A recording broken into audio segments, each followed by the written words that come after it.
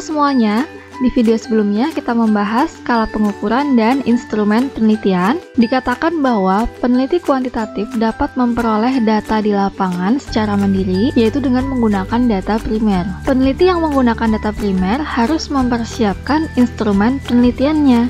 Jadi di video ini kita akan belajar bagaimana membuat instrumen penelitian, khususnya pada penelitian sosial. Di video ini kita akan membahas tentang instrumen penelitian, kisi-kisi instrumen, indikator-indikator, dan skala pengukuran. Disimak ya. Kita punya contoh variabel kinerja karyawan. Yang pertama dalam membuat instrumen penelitian adalah definisikan dulu variabelnya. Dimulai dengan mendefinisikan secara konseptual. Pada bagian ini akan dijelaskan bagaimana karakteristik variabelnya, tapi masih digambarkan definisinya secara umum gitu. Bangun pada tahun 2012 menyatakan bahwa kinerja karyawan didefinisikan sebagai hasil pekerjaan yang dicapai seseorang berdasarkan standar pekerjaan yang ditetapkan perusahaan dalam memenuhi target tertentu. Dari definisi konseptual ini kemudian dapat diturunkan menjadi definisi operasional. Pada bagian ini akan diketahui variabel penelitiannya dapat diukur menggunakan indikator-indikator apa sih?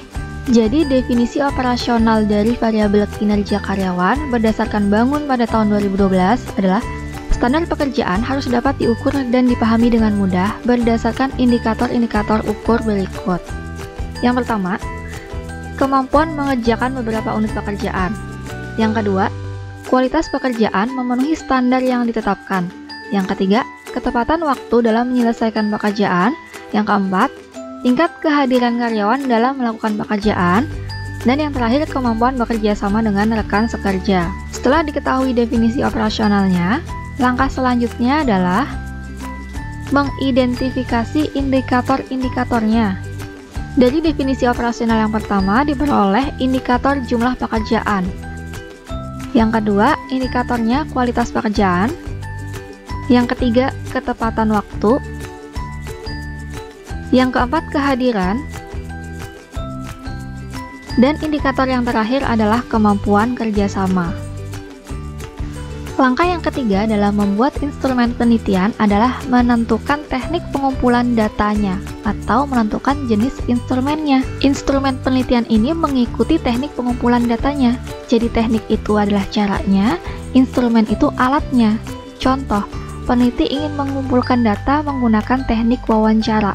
Maka peneliti mempersiapkan instrumen wawancaranya atau pedoman wawancaranya, yaitu yang berisi pertanyaan-pertanyaan yang akan diajukan kepada responden. Ada dua jenis, yaitu tes dan non-tes. Kalau tes biasanya digunakan untuk mengukur pengetahuan atau kemampuan responden. Kalau non-tes biasanya digunakan untuk mengukur pendapat atau sikap responden. Jadi, untuk penelitian-penelitian perbankan syariah dan penelitian sosial lainnya, di video ini saya akan bahas instrumen yang non-tes saja. Untuk instrumen non-tes, yang pertama yaitu kuesioner. Kuesioner bisa dilakukan apabila jumlah respondennya ini dalam ukuran yang besar, seperti pada penelitian kuantitatif. Bentuk kuesioner yang pertama yaitu kuesioner terbuka. Ini bentuknya esai. Contoh, menurut pendapat Bapak atau Ibu, apakah karyawan di sini dapat memberikan pelayanan kepada nasabah dengan cukup baik? Nah, nanti responden akan menjawab berdasarkan pendapatnya dia. Bentuk yang kedua yaitu kuesioner tertutup. Ini peneliti menyediakan opsi jawaban. Contoh, bagaimana ketepatan pelayanan yang diberikan karyawan bank kepada nasabah? Ada opsinya, sangat baik, baik, sedang, kurang baik, atau sangat kurang baik. Di sini berarti peneliti menggunakan skala Likert untuk membuat opsi pilihan jawabannya. Yang ketiga ada kuesioner terbuka dan tertutup. Ini kombinasi, jadi ada opsi jawaban, ada juga esainya. Contohnya, bagaimana ketepatan pelayanan yang diberikan karyawan bank kepada nasabah? Ada opsinya, sangat baik, baik, sedang, kurang baik, atau sangat kurang baik. Berikan alasannya. Nah, ini contohnya aja. Kemudian yang keempat, ada kuesioner langsung. Ini pertanyaannya ditujukan langsung untuk si responden. Ini saya buat contoh yang kuesioner terbuka. Apakah Anda selalu menyelesaikan target kerja tepat waktu? Jadi pertanyaannya untuk si responden. Kemudian ada kuesioner tidak langsung. Nah, ini pertanyaannya tidak ditujukan kepada responden, tapi meminta pendapat responden tentang fenomena sosial tertentu. Contohnya pada kuesioner yang tertutup, ini bagaimana ketepatan pelayanan yang diberikan karyawan bank kepada nasabah. Misalnya respondennya ini adalah nasabah. Nah, nasabah diminta untuk memberikan penilaian atau pendapatnya tentang ketepatan pelayanan karyawannya. Jadi responden menilai selain dirinya gitu. Kemudian ada kuesioner checklist. Ini bentuknya aja nanti yang checklist. Di sini peneliti menyediakan opsi pilihan kualitatif. Sangat setuju, setuju, netral, tidak setuju, atau sangat tidak setuju. Kalau checklist ini nanti bentuknya pernyataan.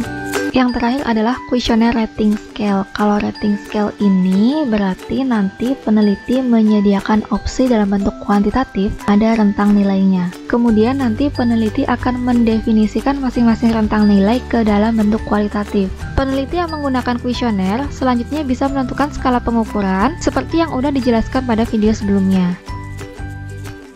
Teknik pengumpulan data yang berikutnya adalah observasi. Kalau observasi, nanti peneliti bisa mengamati langsung bagaimana kejadian di lapangan. Nah, di sini peneliti bisa membuat pedoman observasinya supaya apa yang diamati di lapangan menjadi terarah. Jadi nanti peneliti memetakan apa saja yang akan diamati selama di lapangan. Yang terakhir adalah wawancara. Ini merupakan bentuk dialog antara peneliti dengan responden. Untuk instrumen wawancara bisa membuat pedoman wawancara. Jika bentuk pertanyaannya jelas seperti contoh ini, maka dia termasuk kepada wawancara terstruktur. Tetapi jika peneliti hanya menulis poin-poinnya saja, tanpa bentuk pertanyaannya langsung, dan nanti sisanya dieksplor di lapangan, dan pertanyaan tambahannya seperti apa, nah ini berarti bentuk wawancara semi terstruktur. Bentuk yang ketiga adalah bentuk tidak terstruktur. Di sini peneliti tidak membuat pedoman wawancara, tapi harus diingat, jangan sampai apa yang ditanyakan nanti ternyata tidak sesuai dengan data yang kita butuhkan untuk penelitian kita. Langkah keempat yaitu menyusun kisi-kisi instrumen. Ini ada contoh kisi-kisi instrumen pada satu variabel yaitu kinerja karyawan. Kita klasifikasikan antara indikator dan nomor item instrumennya. Titik-titik di bawah ini nanti bisa kalian lanjutkan untuk variabel penelitian kalian yang lainnya. Kemudian ini nomor item merupakan butir-butir pertanyaan atau pernyataan pada instrumen kita. Contoh pertanyaan nomor 1, indikator jumlah pekerjaan. Bagaimana kuantitas hasil kerja karyawan Anda? Pertanyaan nomor 7, indikatornya itu adalah indikator kualitas pekerjaan. Bagaimana pencapaian kerja karyawan Anda pada setiap tujuan yang ditetapkan? Untuk opsinya bisa kalian sesuaikan sendiri mau pakai skala yang apa. Langkah yang kelima yaitu menyusun instrumen penelitian. Ini terdiri dari dua bagian, yaitu bagian pengantar yang isinya tentang penjelasan singkat maksud dan tujuan kuesioner, dan bagian inti, ini adalah identitas umum responden dan pertanyaan atau pernyataan yang akan diajukan kepada responden. Ini contohnya, karena kita nanti akan memberikan kuesioner kepada responden, maka kita awali dengan perkenalan diri kita, kemudian menyampaikan apa maksud dan tujuan kuesionernya. Kemudian di bagian inti diawali dengan identitas respondennya, dan diakhiri dengan pertanyaan-pertanyaan seputar variabel penelitian kita. Jika udah selesai menyusun instrumennya, langkah berikutnya adalah membuat pedoman penskorannya, supaya data yang tadinya kualitatif bisa diubah ke dalam kuantitatif dan diolah dengan prosedur statistik. Itu tadi pembahasan tentang teknik pengumpulan data dan instrumen penelitian kuantitatif, khususnya yang mengangkat fenomena sosial. Ketiga instrumen ini nanti akan berfungsi dalam membantu kalian mengumpulkan data penelitian yang diperlukan. Teknik kuesioner banyak digunakan pada penelitian kuantitatif, sedangkan teknik wawancara dan observasi akan menjadi teknik pengumpulan data pelengkap untuk mendapatkan informasi tambahan secara mendalam.